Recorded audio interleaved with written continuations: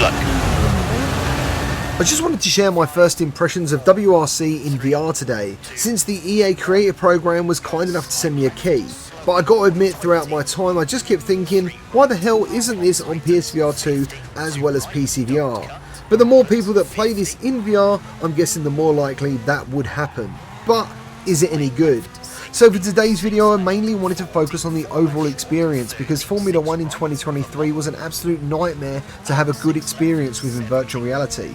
Every time you changed a setting, the frame rate dropped, leading to most people having to do full restarts. But WRC has actually been a pretty pleasant experience, and the frame rate has been fantastic, mostly due to Nvidia's DLSS. And when it comes to the visuals, this game is definitely no slouch. It's actually very impressive, as well as the cars. Just a quick throwback, I remember playing Dirt back on PSVR, which was my first VR rally experience, and I always remember that only half the car was ever rendered in virtual reality, which I always found pretty funny. But moving on, the sensor speed in WRC is absolutely brilliant. The sound effects are just as good, especially the cars, and I've easily just lost 3 hours in what is probably the most intense VR racing experience I've had in some time. When it comes to the menus and everything else, everything is unfortunately presented as a flat screen image, and even the replays, which I feel is a real missed opportunity. There's nothing better than like watching a replay in Gran Turismo, for example, in virtual reality. There's tons of gameplay options, but mostly I checked out the career mode, as I feel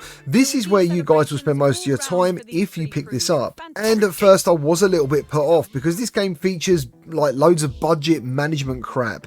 I'm not really big into racing games, and I only have a Logitech G29 setup, which, as far as racing sim enthusiasm goes, makes me about as amateur as you can get. But after a few races, I actually started to really enjoy the game on and off the track. The management of the team actually makes getting good at the game all the more important, and the times I messed up felt all the more worse.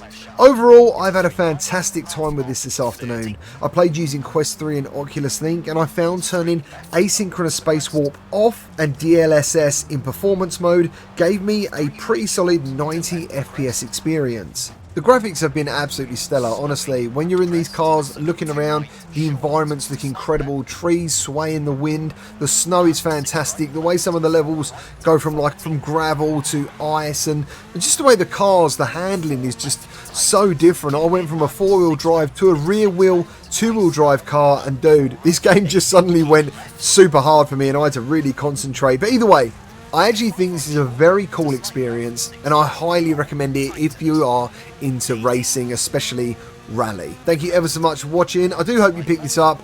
Let me know your thoughts down below, and I'll see you on the next one. Big jump, 110. 4 left of the crest, opens, 40.